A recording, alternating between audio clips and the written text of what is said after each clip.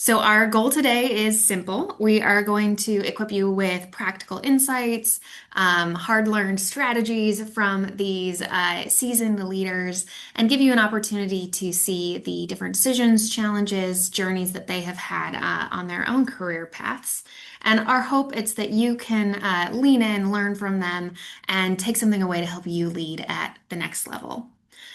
Lastly, before we dive into the webinar content, if you are here because you love the Cultivating Leaders podcast, which we hope you are, and want to learn more from this group who is online with us today, we are actually launching season 3 of the podcast today. So each of these panelists have an episode that will drop today, wherever you get your podcast, whether you're in Apple, Spotify, any of those places you can listen to. Each of them have a podcast episode that we have recorded. So please go check that out for a deeper dive.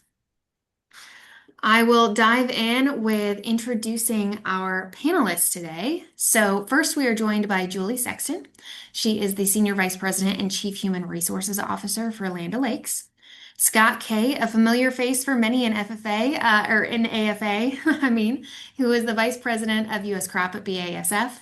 And Marji Guyler-Alniz, which I'm hoping I finally got said right, Marji. Thanks for your patience with me. She is the Chief Operating Officer at AgriSompo.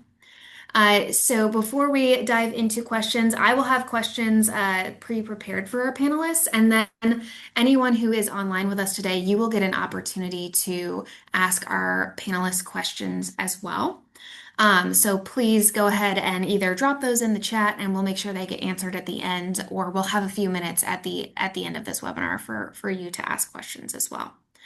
So before I dive in, maybe let's start with you, Marji, because you're first on my screen. Could you just give us a short introduction, a little bit about you? Absolutely. So born and raised in Iowa, grew up on a farm, but my parents didn't farm. And I've always been adjacent to agriculture, I would say, in my life. So my grandparents farmed, like I said, and I definitely have cousins and family that still does.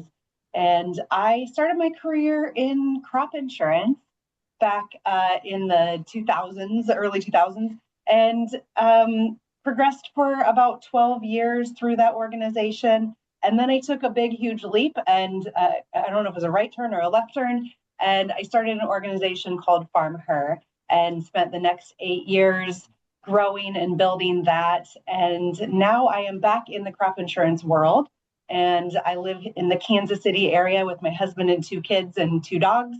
And I work for a company called AgriSompo, where I get to live deep in our strategy and our plans and our operations for what we do as an organization, which is provide crop insurance to farmers all around the U.S. Thank you so much, Marji. Excited to dive in more. Julie, do you mind giving a short introduction as well? Sure. Yes, glad to be here as well. My background or childhood sounds very similar to Marji, except it was in Minnesota and not in, I think you said Ohio, right? So grew up farm adjacent, grandparents who farmed, very small town, small high school graduating class, fantastic experience. I have my entire career has been in human resources. So I started with a bachelor's degree working in human resources for a healthcare system, then a couple of years at Cargill, and then I've spent the last 27 years here at Land O'Lakes, always in human resources, moving across the business and different kind of functional areas. And then most recently, the last 4 or 5 years in my current role, leading the human resources organization. So that's what I do. Think about the talent across the organization and what we need to solve for our business strategies and leverage the talent to do that. Thanks, Julie. She's got a lot of great tips if you listen to her podcast episode on developing you personally as a leader. And last but certainly not least, Scott, will you give us an introduction? Yeah, hi, Scott Kay, and work at BASF. I've been with BASF for 35 years, so my entire career.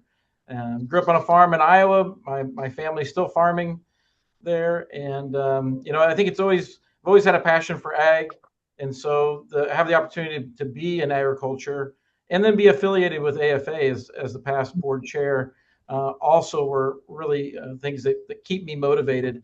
And so I've had about 10 different jobs, lived in 7 different places. All those are things that I get to manage now in my life. So it's also really fun because I feel like I collaborate more than I'm leading, so it's it's just one of those things where it's sales, marketing, technical services, and business operations. And the best part is you get to deal with customers in ag. And I think those who are in it know how enjoyable that is. So that's been my career. My family and I live today in Raleigh, North Carolina, the area.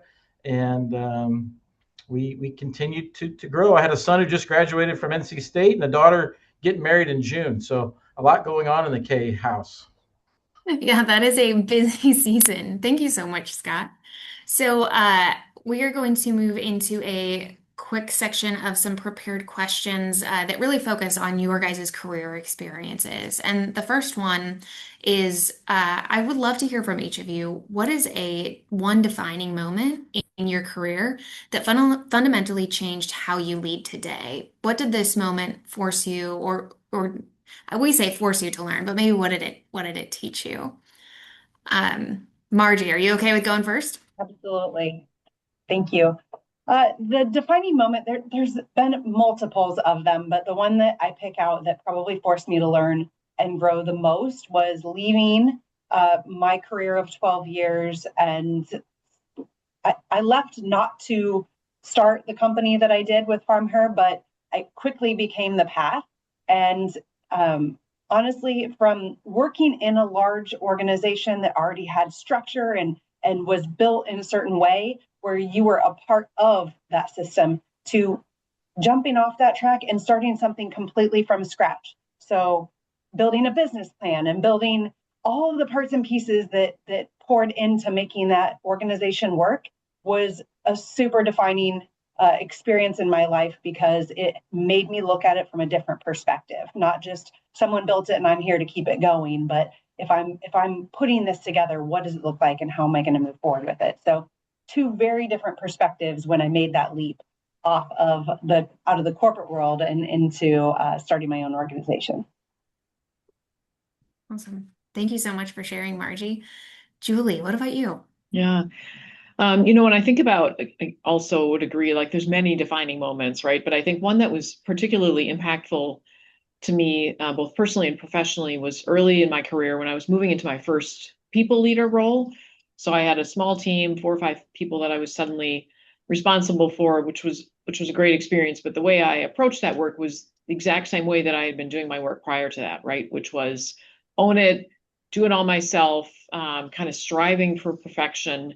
And I literally hit a wall. And I'm grateful that I had a leader who saw that coming. And she was very straightforward. So she came and plucked me away from my cube at that time one day and pulled me into a room and sat me down. And what I remember her saying is, "What are you doing?" And the way that she said that, and it was caring, right? Like she was being very nice and respectful and caring. But I just sort of, as I said, I had hit a wall, right? So I'm like, emotion starts flowing.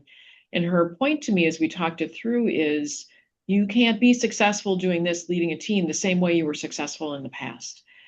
And you need to step back and just trust your team, right? They've got it. They all want to be successful. They want to help you be successful. So trust the team. So that lesson about, as a leader, to enable and trust the team stuck with me. I think the other part that stuck with me is how she showed up as such a great leader at that time as well, right? Like she was saying something to me that needed to be said, but it wasn't that she was sitting me down to say, "You're doing a great job."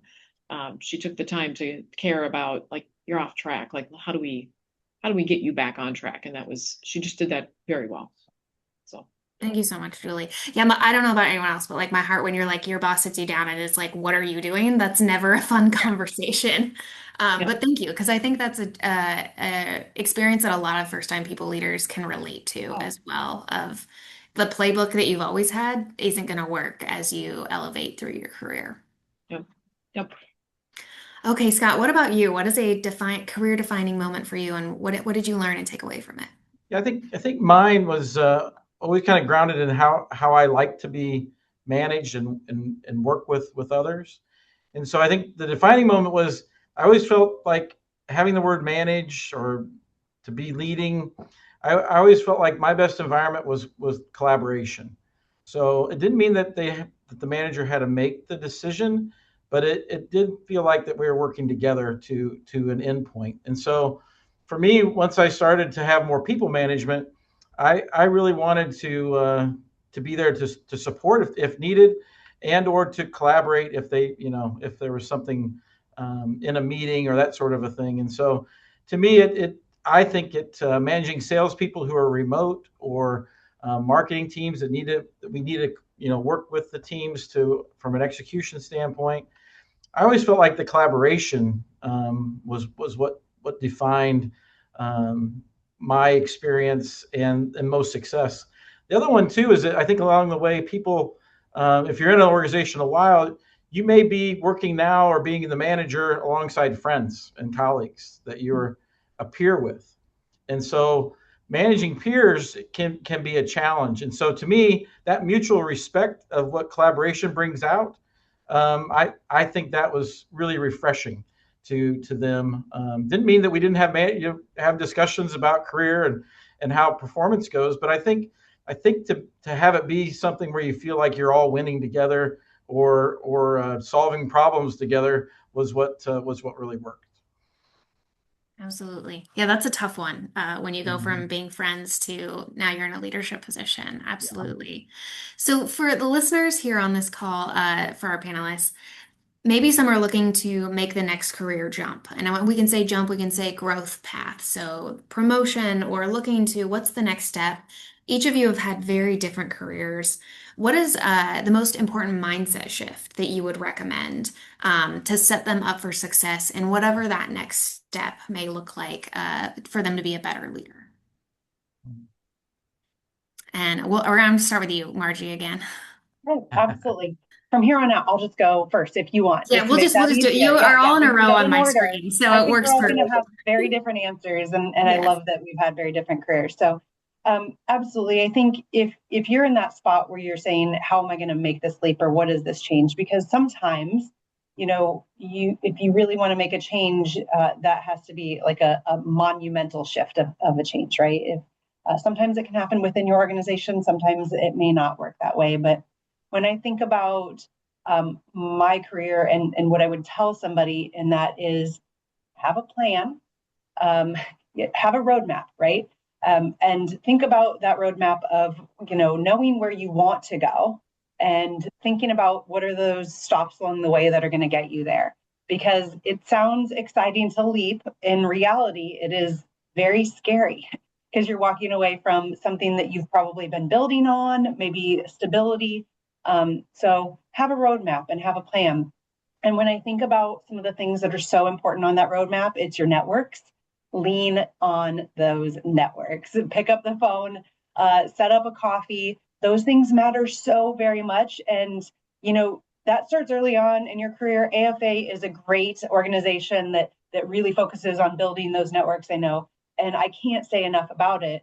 But I really think that that roadmap and being strategic, right? Like I said, it sounds great to say, hey, I left off the cliff and I'm going to do this and I'm going to run at it. The reality of that when you get to the bottom is very difficult. And so keep your network close and keep your roadmap in mind, even though you might have to turn a little bit or shift lanes or turn a whole different direction. It's important to have that grounding mechanism when you're ready to make that change, I think. Thank you. Julie.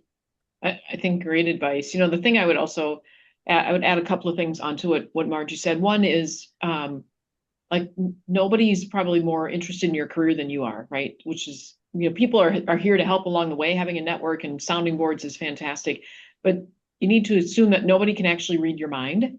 So you need to step into having some conversations, laying out kind of what you're thinking or how you're thinking about something, and so that people can help you along the way. The other thing that I would say is think about, as you're making those moves, think about it in terms of, you may not know the exact answer of where I want to be. Like, I can't look back on my career and say, I was going to be a CHRO, right? I had opportunities that came along the way, things that people saw in me, opportunities that arose that I listened to. But along the way, it was about thinking through what doors do I want to remain open. So I might not know exactly where I want to be, but to Margie's point about like have that roadmap, have an understanding of what doors you want to remain open, and then what moves are you making that keep those doors open so that you've got the optionality to go there if you want to. So how do you build sort of a breadth of career that allows that space as your learning, as your knowledge, as your interests continue to evolve as well. I love that. Leaving the doors open. Thanks, Julie. Scott, what about your perspective? Yeah, I smile because I know there's a few BASF folks who are listening that are new in their career, and the one story I always share is that if you've been a leader, say in college and high school, and you join a large organization like BASF, you probably are anxious for your next spot, right? When do I get to be a leader of that organization? And so I always say that I was the perfect victim of the same thing. You know, I was a sales rep and I was thinking, boy, I need to go to the home office. So I started applying without a lot of consultation for new positions in marketing to lead teams. You know, that was way above my pay grade in my applications, you know, that sort of thing. But fortunately, you know, my local manager said, "Oh boy, I see you're applying. Let's talk about what the plan would need to look like." And then also from the jobs I was applying for, the same sort of feedback came. And so I think it's that balance between explain to your manager what you're thinking about doing next. You don't have to proclaim it as much as maybe talk about what you're thinking about doing next, but then pick that next level or two up to have a similar discussion. I think is really important. And then also I think what I worry about with people who are that eager is that when someone suggests a lateral, I think they should really listen to that because it can allow the breadth, or they may just be telling you you're going too fast. Let's accomplish a few things along the way so you can really explain what you've learned. And to me, that's part of it. You know, I think I said I've had 10 jobs. Half of them have been laterals. And most people don't realize that. And so I think but I learned so much along the way. And I think it just makes you a little bit deeper because when conversations come up or situations arise, you'll likely have experienced them a little bit deeper than if you just moved up all the time. I love that, Scott. That's a great transition actually into our next section where I have some specific questions for each of you individually. So I'm going to stay with you, Scott, because one of our questions was exactly about that. Like, when did you know, yes, I should take a lateral move or I should really be pushing to get to the next level? Yeah, I think, you know, to me, it's you have to answer a couple of questions like, you know, can I do some things by myself and I can accomplish those? And then can I also volunteer for things and involve others to success? And or then can I lead? And so to me, that's where you're at on that spectrum probably guides you the best. And then does the lateral expand your way of looking at the business? Or would it put you in a different, what would you learn? So I think you're just checking off this, what do I need to learn? And what am I being exposed to? You know, and so in my exact situation, I was contributing in all those different ways to the team and to helping my manager. But then I went a lot closer to our home office, and now I've got marketing people with their own agenda, and I'm helping them connect them to our customers, and having to perform all at the same time. So now, if you can do those kind of things, that was a great learning experience, right? And so I think for me, that's what you're trying to do is. Don't be afraid of the depth, and but also keep pressing for the breadth in your career. So I think that's what you're looking for. But that first lateral or two, I think it's fine to take those as long as it's going to build out another portion of your depth. So I think the other thing I would add on to that is, you know, don't discount what you're actually interested in doing. Right. Like I think I love Scott's points about lateral moves because I think they're so important. And to my point about like opening the door, right? Like the broader you are earlier in your career, the more opportunities you have as your career grows, right? Because you've just got that breadth.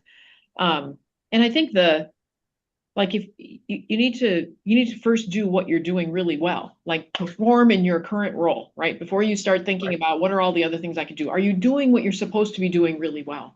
And what are you interested in? Sometimes the sort of least expected opportunities just come from some interest in something that you decided it was okay for yourself to explore, right? You just like pursue your interests as well. That you got to like to do what you're doing. Absolutely. Yeah. I can't remember if it was you, Julie, or Scott that we talked about this with, but I think we, in the podcast, had talked about building a career pyramid instead of a ladder. And some of that, what you had referenced, Scott, is like building out that pyramid because then when you get to that top level, you have some of the context for what it's like day to day in some of these jobs that you don't have to have done every person's job that you lead or manage, but your ability to relate across your team because you've been there, done that, I think helps in the competency as a leader. Yeah, one of the roles I don't talk about a lot, but served me really well and taught me a lot about the business was I spent 3 years in logistics, and but the roles switched. You know, as a salesperson, I was trying to drive the business.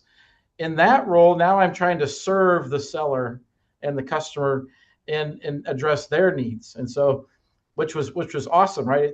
And so to have that experience that way, and then learn from manufacturing. So as we made acquisitions, I've thought that was really rewarding because I'd say, let's go talk to the supply chain people. Let's get a grounding on how our customers are going to be served from that direction, not just from a marketing or sales perspective. And so anyway, yeah, you're exactly right. That looking, and I think Julie, you said it too, looking for those other opportunities besides what you think you might be good at. So that time I spent in logistics was invaluable. So. Scott, what advice would you have for any listener interested in making one of those moves of like maybe I've been a marketer my entire career thus far, but I want to make that jump to another cross-functional department. How do I manage like this is what I've always done, but finding a way to apply the skills gained here into something completely new? Yeah, so I think I'm not sure exactly when I learned it, but I think this idea about what would make you more successful? What are you trying to do?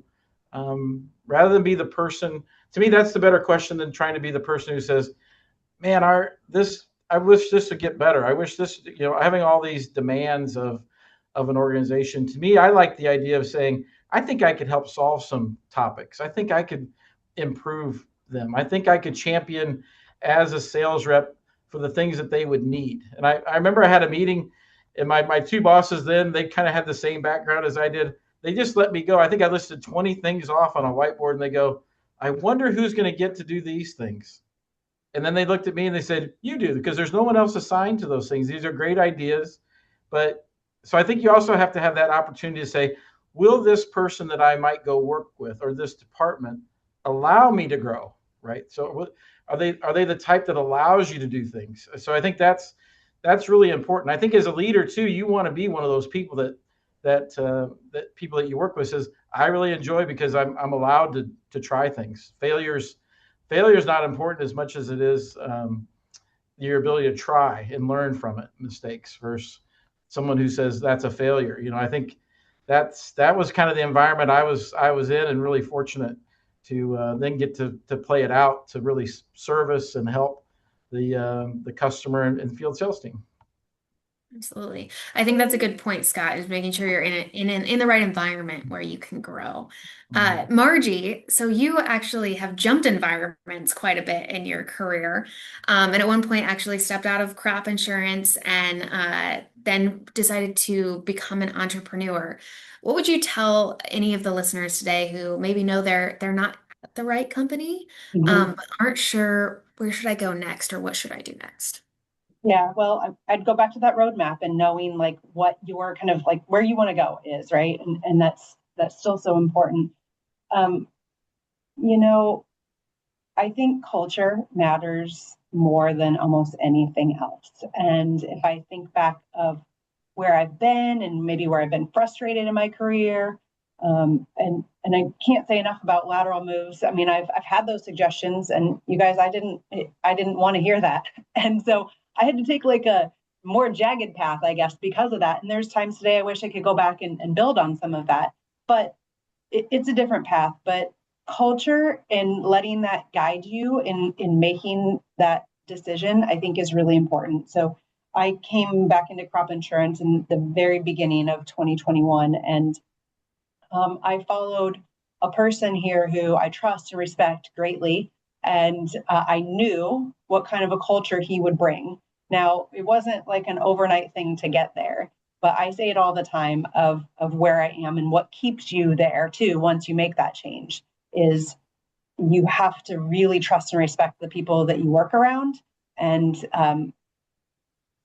making sure that you're true to yourself in what that culture is, how you feed into it, I think is such an important thing when you think about making that shift. Because back to something else that one of you said earlier too, you have to like what you do, no matter where you are, no matter what your title is, no matter what level you are, you have to like what you do. I mean, we all don't like it every single day, day in, day out, every hour of the day, right? But if you aren't passionate about it, you're never going to get where you want to go. So you have to like it. And having the right culture and the fit and people that will lean in and help you develop, where you can ask questions, that means so very much. So I would say that to anybody of thinking about that shift. Think a lot about what your roadmap says of what type of culture you want to be in. Absolutely. Well, so you became an entrepreneur and got to be your own boss and build a business that I know inspired many, Farm Her.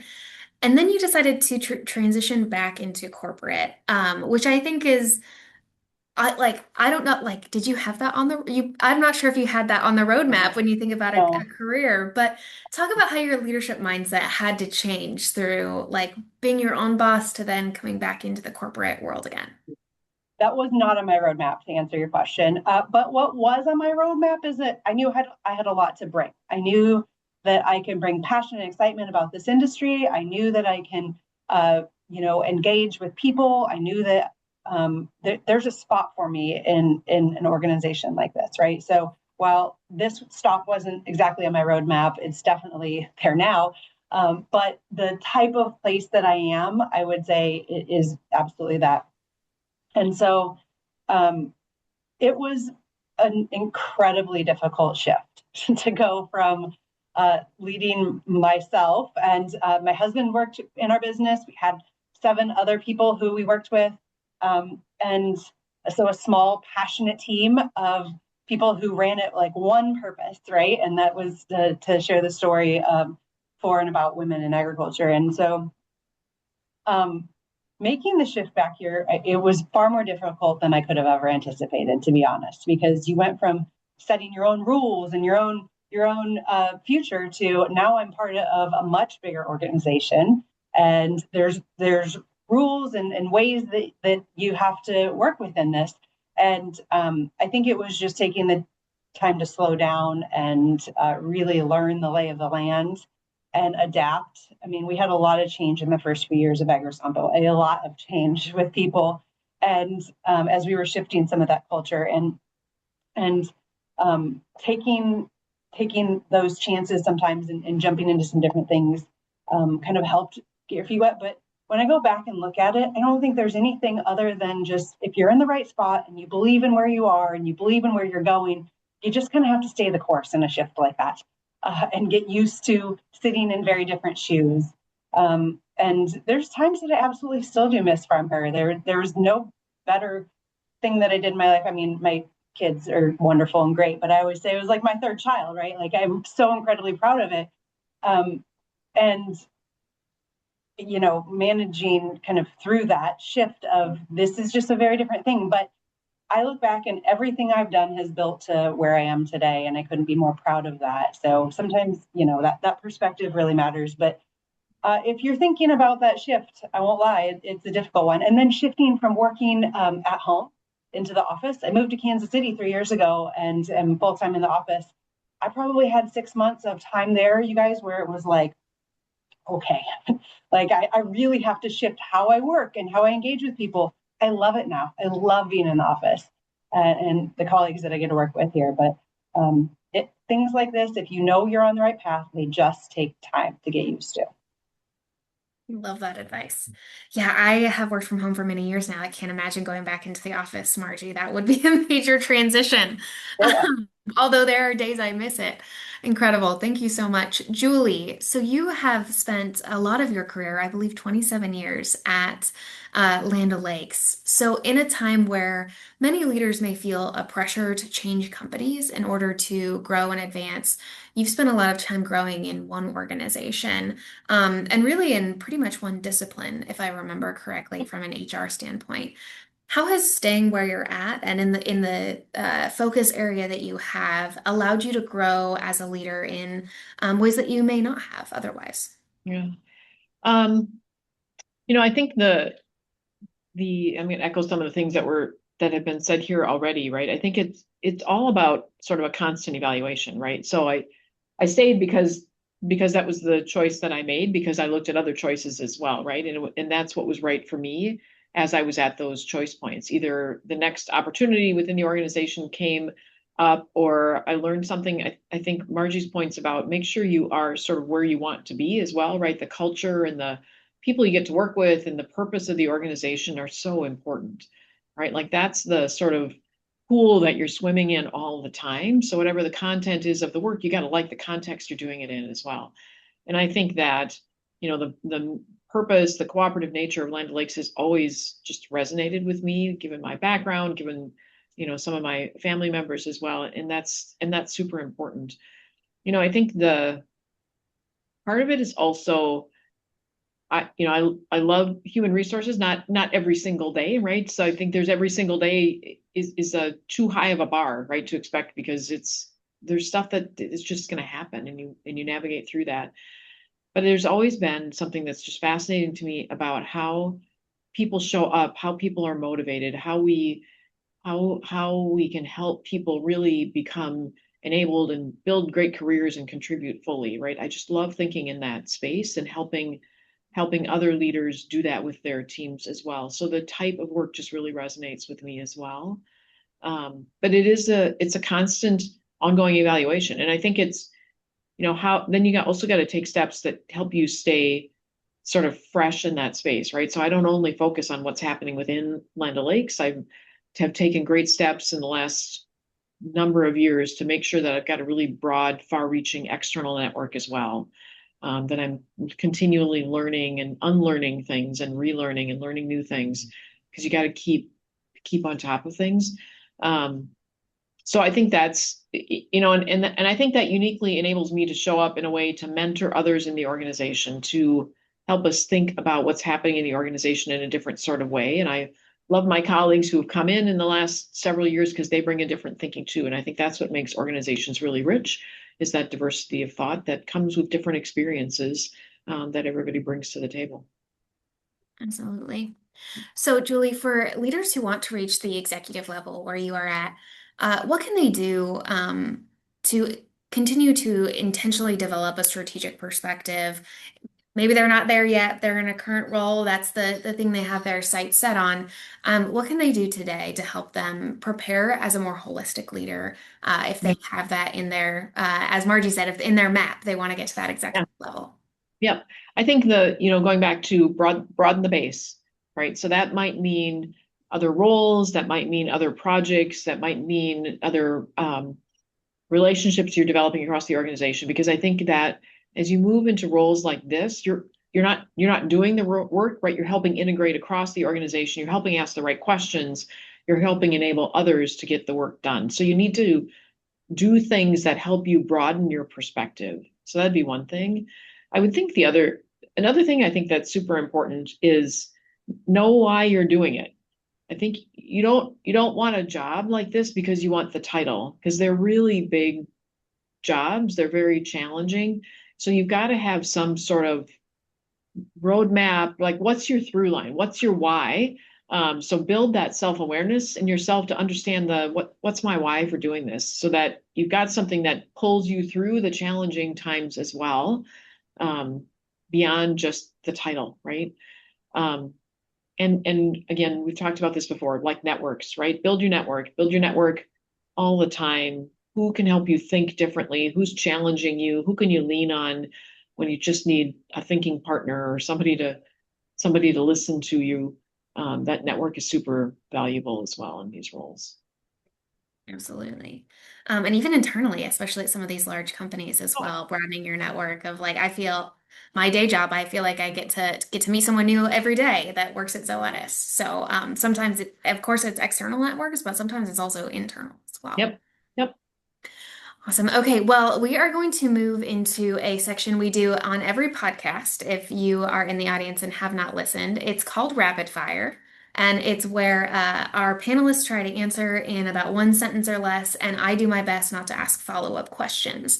But as we transition into this segment, I do want to ask for our audience to start dropping some of those questions that you may have for the panelists in the chat, because once we get through rapid fire, then we are going to move into audience questions. So feel free to start filling the chat now with some of those questions that you may have for our panelists. So each of you can jump in here as I ask these questions, any of our panelists, whoever feels like they want to go first. But first rapid fire question is, what is one thing the audience could start doing in the next 90 days to better position themselves as a change maker in agriculture? I would say that, do you have an advisory board? Do you have 5 to 10 people that you could call tomorrow? Or if something were to happen, but also do you have those same 5 to 10 people that on your layover you've contacted 3 or 4 of them to stay connected. So to me, I think that is one thing, that network of people that you can reach out to, and it can be with your current company, it can be outside. I would probably have a mix, and that's what I think one thing they could do. I would say it's kind of in that same vein, and that's reach out and have invite somebody to coffee or to lunch and punch above your weight. Like invite somebody who you think, man, they're important. They know everything. They've got it all together. Whatever. Reach out, because you would be surprised about how many times people are willing to have that conversation. And when you go into that, do your homework and make sure you understand who they are, what they do, so you've got good questions for them. I love that, Marji. A good challenge to punch up because often those people do want to engage and help folks along the way. Demonstrate curiosity. I think it's underlying what they're talking about is broaden your view, take steps to broaden your view. And just there's a lot of challenges out there right now. So how are you taking a broad view and just getting curious about all the topics, leaders around you, curiosity. Love that. What are 2 to 3 capabilities that each of you think separate impactful leaders from everyday managers in this industry? I think those couple capabilities be, you are able to look outside your industry to translate how that might work, or think about just to present a different case or a different way of looking at it. To your point, a lot of challenges in the industry today. I think looking outside can help lead to different decisions. The other one would be is you don't need 100% certainty to make decisions.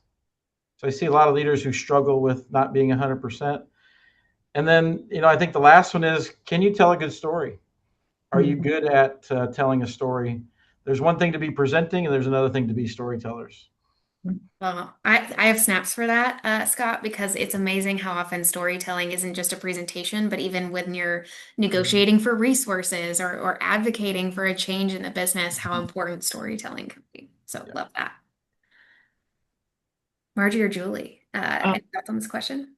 Yeah, we talk about when we've been working on building skills around future casters. So future casters are leaders who can, again, curiosity, but look out into the future, set a vision that inspires their teams because they're good storytellers, to Scott's point. So how I think thinking about that as a capability that separates the really good and the inspiring and the leaders that are building trust and confidence and hope in their teams are those future casters who can convey that story back. I would say passion. If you don't have it, then everybody can see right through you, right? You better care about it, and you better be able to show that. And storytelling is a great way to be able to do that. I think curiosity of understanding what's going on around you, is incredibly important. And it's sometimes really hard to sit in a room and ask questions where you're like, man, is this going to be a dumb question? But having that curiosity helps you learn so much about what's going on. And then I would say the ability to adapt swiftly to change, and that probably goes back to Scott's, be able to make decisions that you aren't 100% confident in. It's rare that we get that opportunity of 100% confidence in anything. So be willing to adapt to change and make those decisions. Great advice. We already have some wonderful questions from the audience. So to try to get through as many of these as we can, I'm going to jump into their questions. Those of you who are listening, feel free to add more as we go here or vote up, whether you want a thumbs up or a heart, a question that you want to make sure that I get answered in these next few minutes. So the first one is someone who says, we have touched on knowing your why before leading at this scale. Would all of you be willing to share yours? What is the reason you chose to lead at this level? Yeah, I'll jump in and share. I've always worked in agriculture, and even though my days are not spent in person with our customers on a day in and day out basis, the years that I did farm her were some of the most impactful to me because I could see and hear and listen and seek to understand who they were. And the customers that we serve I'm preaching to the choir here. They're so incredibly important. If we're lucky enough to eat 3 times a day, it's because somebody grew that food, right? And so the customers that we serve, but then to why me and why do I think I can sit in the role that I'm in? I've just always felt like I'm passionate about it, and I care about it, and I'm willing to reach out, seek to understand, listen, learn, and I get excited about the ability to get other people to be able to do that too. So I always looked at leadership as collaboration, and to me, it just my first few years in the industry and on teams, broader teams, it just felt like a place where you could grow and renew. So I think having innovation also enables you to renew and then look at it from different angles. So I think if you get into having people adopt new innovation, they do for different reasons, and not everybody for the same reason. So you have to adjust to those different styles, those different motivations, and likely you work with those same kind of people.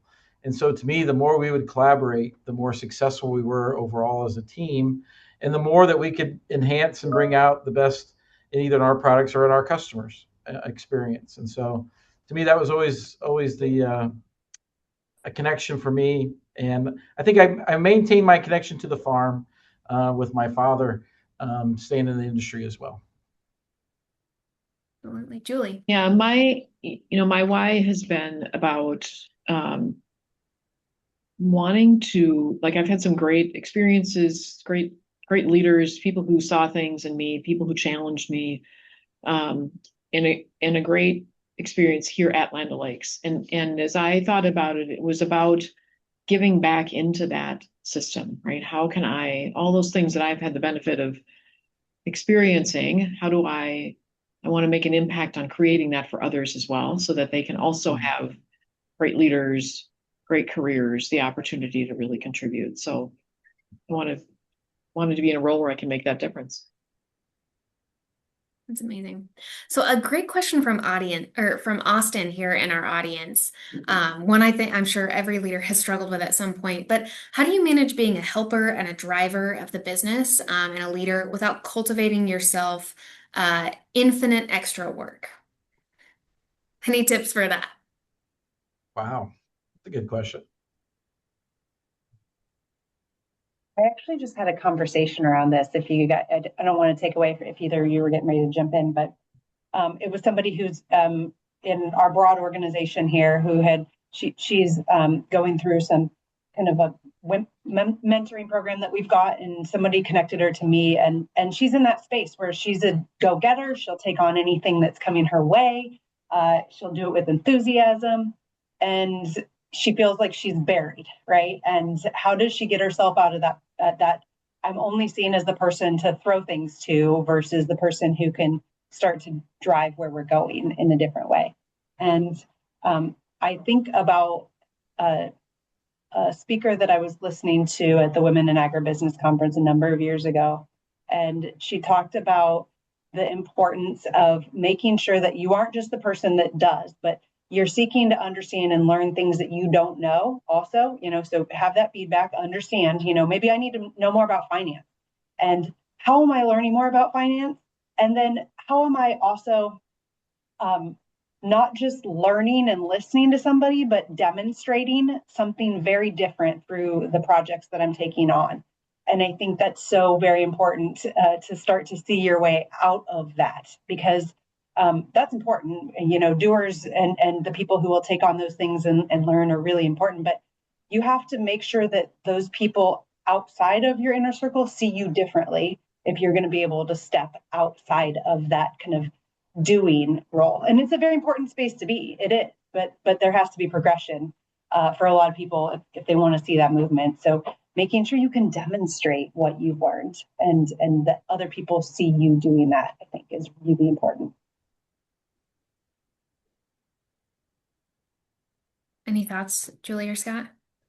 Well, I think it's a great answer. I don't know that I have much to add. Yeah. Yeah, I think prioritization and knowing that your lists have to evolve what you spend time on. So I think that's and some people I think there's a knack of not being overloaded, and you're largely the one who's controlling that. So I think that's another perspective, is a lot of your day-to-day lists are created by yourself. And so to me, I think the ability to prioritize that list is what's really important. Yeah. This question is kind of building off of what Austin asked here, but it's in the same vein. So, what advice would you have to maintain a good balance between striving and wanting to grow and be a leader in your company or organization, but not burning yourself out or spreading yourself too thin? Because I think the other challenge can be sometimes that you take on too much and then you're not doing any of it well. I'll jump in with this one, right?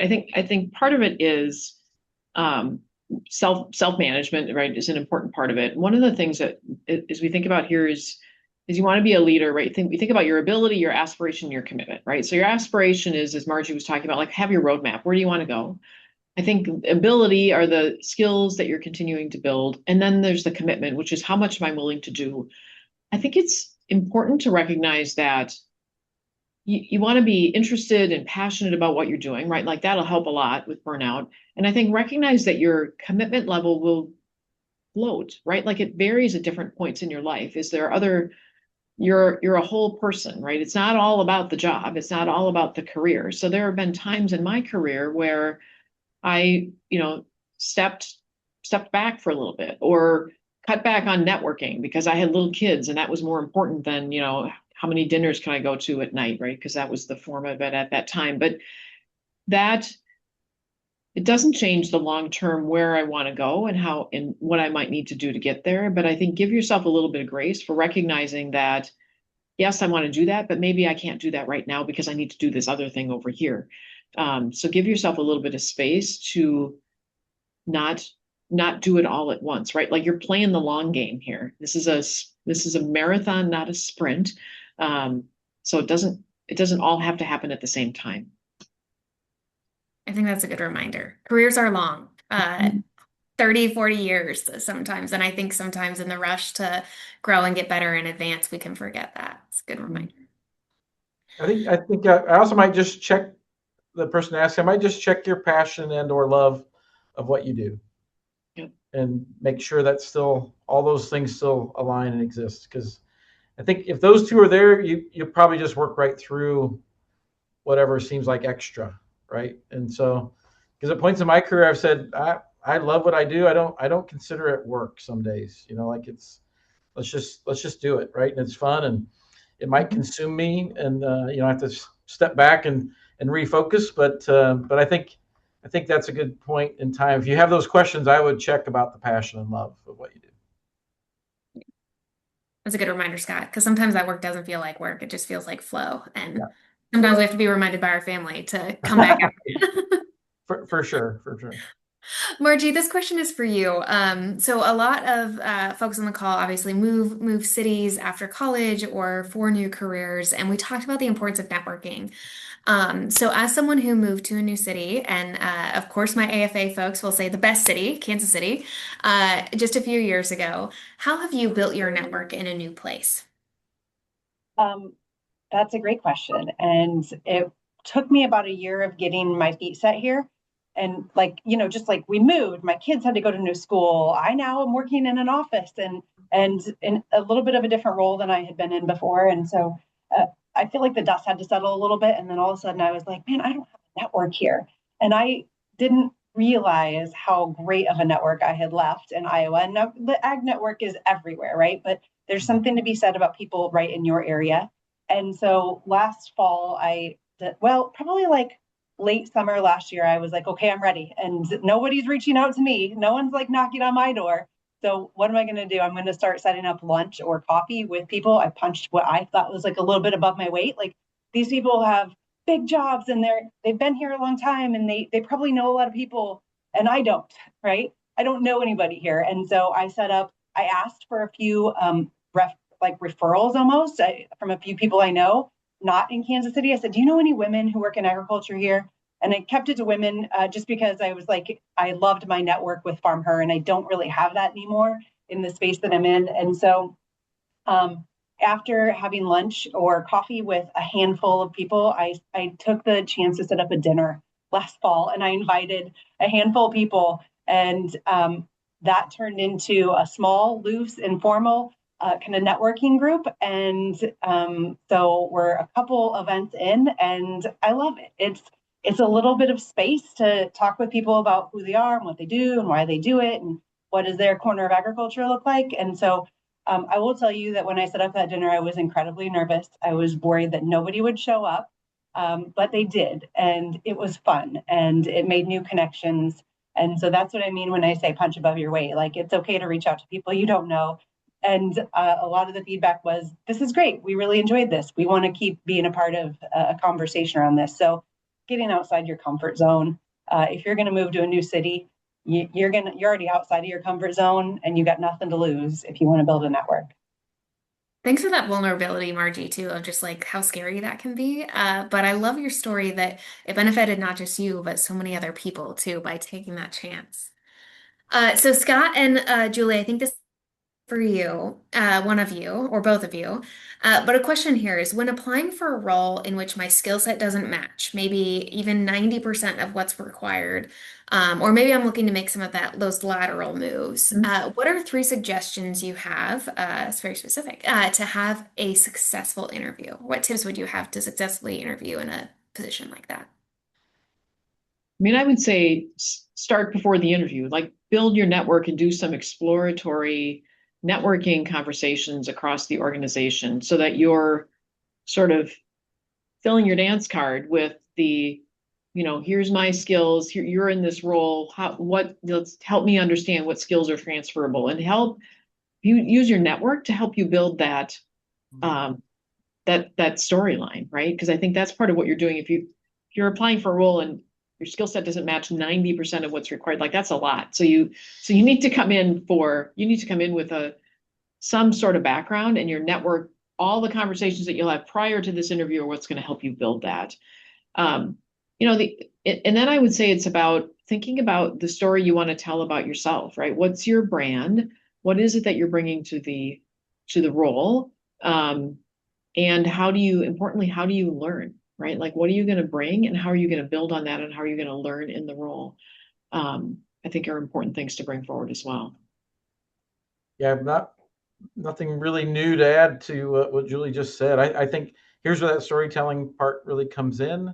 And, I think to demonstrate that you can learn new things is probably the most critical. I'd have a couple examples of ways in which you've learned. And I hopefully that's valued because that's probably why you're taking the lateral. Most laterals still include learning. So it's not lateral just for the sake of lateraling. So we talked about the importance of culture. Any tips for getting to know the culture of an organization before you start? So, interview questions to ask or anything like that, and trying to discover what's the behind the scenes of a culture really feel like before I join this organization. What I've experienced at BSF is that we've, like college students, we were all talking before the call that it's been intern week at a lot of our businesses, and with the onboarding. And for me, the network that I've seen occur before should not be underestimated. That there are a lot of people making connections today that maybe didn't before, and so I think. I would just start assuming that people have already talked to people in the organization. They've looked at you from LinkedIn, other social media sort of connections, and that we all should be prepared to answer their questions about our culture, because they've likely formed some sort of opinion. I think you can also ask questions about sort of outcome based. What do people who are successful here, what do they do that makes them successful? The people who haven't been successful here, what did they do, right? So you're getting at the behaviors that are expected or the behaviors that are not expected. What makes a good leader here? How do they treat people? I think some of those outcome sort of questions can get at that too. That's good. What they said, I agree. Another great question here from Austin. So, a lot of times, people management roles may be the next step, and they require people management experience. What advice do you have for managing through that gap of you want to become a people leader, and the roles require people leadership experience, but you don't have people leadership experience yet? How do you break into that first people leadership experience role? You're going to have some outcome that demonstrates that you can swim in that scenario, I think, right? Like it may not be the exact right thing to be able to show experience, but someone's going to have to look at you and go, man, they really dealt with that really well. I think that they're going to be able to handle this with the right coaching and group around them.